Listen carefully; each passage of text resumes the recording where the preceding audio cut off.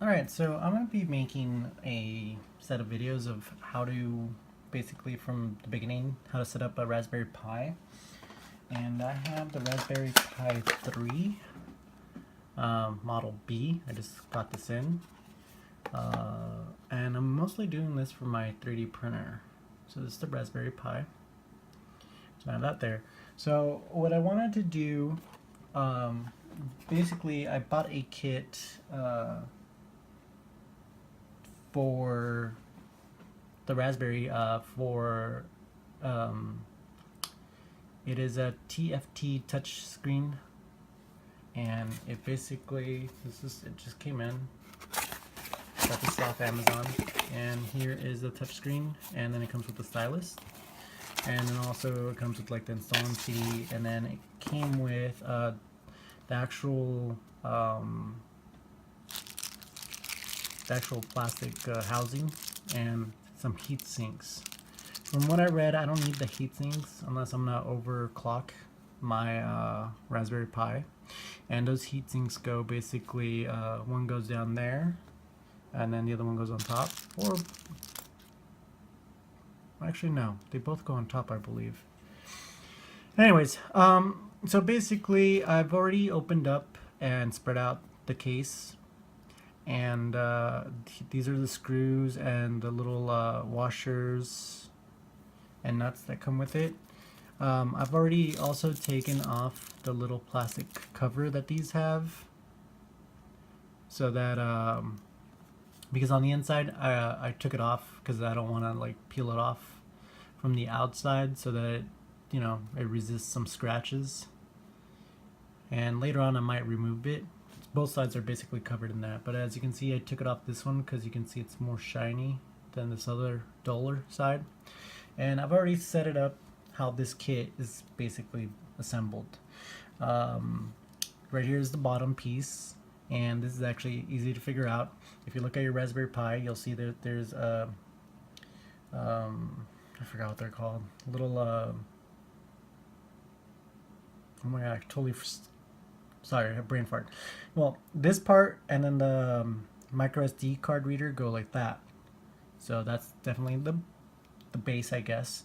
And then from there you can build on. So you need a slot for your memory card to go in, right? Which is this one. This is the little slot that goes in there.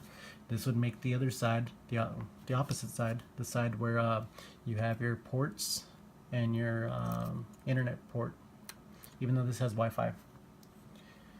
And then from there, these, you can tell where they go because these things go on the bottom right here. And then the lid, which is this one right here, goes in like that to both of the top. There's two holes right here. So the lid goes into here, and then this fits in there properly. So the way you want to find out where the hole goes is basically if you look at the other one. So this is the other one, and if this fits right there, this is gonna go in like this. So you got your all your ports matching up. So that's how you figure out that. So like I said, I already took off all the inside protective sheet thing it has, all the plastic, and right now I'm gonna assemble the bottom piece. So for the bottom piece, I found it easier if you just put in the screws. So 4 holes, 4 screws. And then what I do is I basically kind of pinch the screws so that they kind of stay in place, and then I set it down, right? And then you put in the washers. So 1 washer to every side. And then basically the little plexiglass washers are so that there's a space between the little motherboard and then the plexiglass, right? Because you don't want it touching or rubbing or whatever. And there's a hole here for ventilation for that, to keep that cool. So the next step would be to place it down, and then from there you're just gonna put the little nuts on.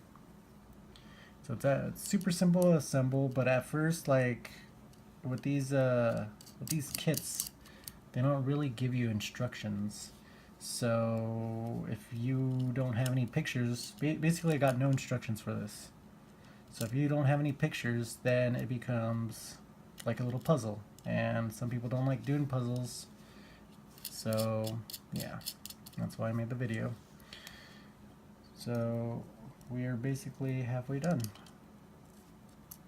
And you want to make sure you get all these on. Not tight, but I mean just enough. And the reason I say do it this way versus putting one screw in and then the washer and all that is when you're putting the screws, those washers are pain to get in there if you do one by one, because you kind of have to slide it in, push it in, then pop in the screw, and it takes so much time. Anyways, the other thing to do from here is I usually use my nail and I put some pressure on the nut, and then that's enough. Like, you don't need to over tighten these at all.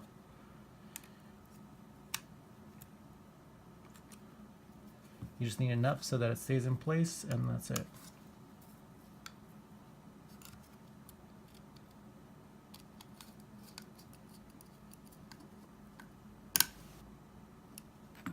And there you go. So the base should look like this. Most of these kits are all the same.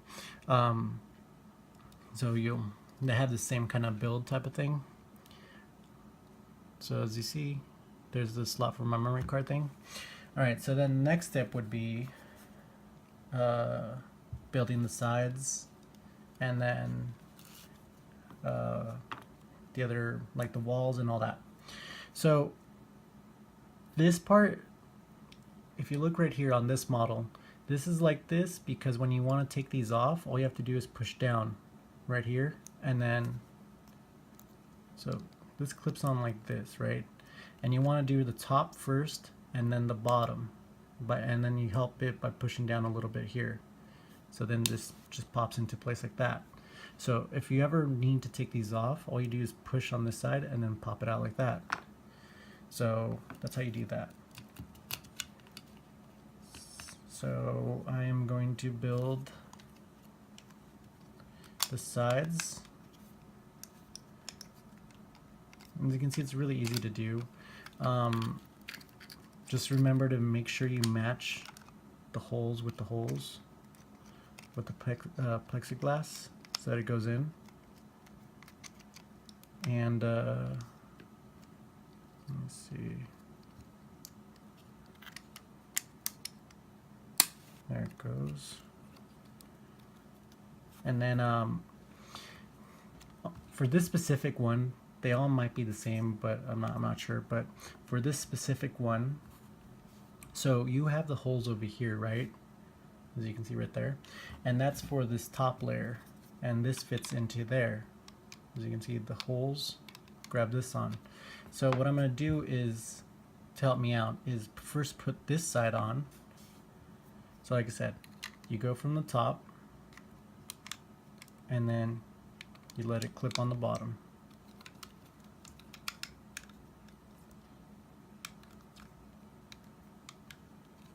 So you can either do one side first and then do the other side, or however you prefer doing it.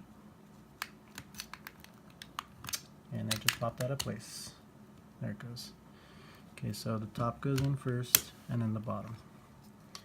So it's locked in, as you can see, but it could still come loose because this side is not, you know, there's nothing that's holding these two. So for this side, if you're just building the case, you just go like this. Put it on there, and then this is like a little flap that you can open up and do whatever, right? And then you would lock it into its place like that. Now I have, for this one, this is like if you were gonna build it. Okay, let me put it in, lock it into place just to show you. This is basically if you were just gonna build it just to have it open like that. There's slots here so you can put a little fan and stuff like that. But if you're gonna put the LCD screen is gonna fit right into the little right into those little slots right there. So the LCD screen has to match with the little needles down here, and that's how you get it in. So I'm going to actually use the LCD screen, so I'm not going to use this. So I'm going to take this off, and like I said, to take it off, all you do is push on the bottoms right here, and then it pops off. Make sure you hold the sides so it doesn't, it doesn't all come apart. And then just pop that out of place, and then we can put this back together. So just gotta make sure that I'm using, So now that's there. Now I'm gonna put the LCD screen right in there, and you can see through here on the side where the pins are going, and now it's locked into place. So there we go. And that's the LCD screen.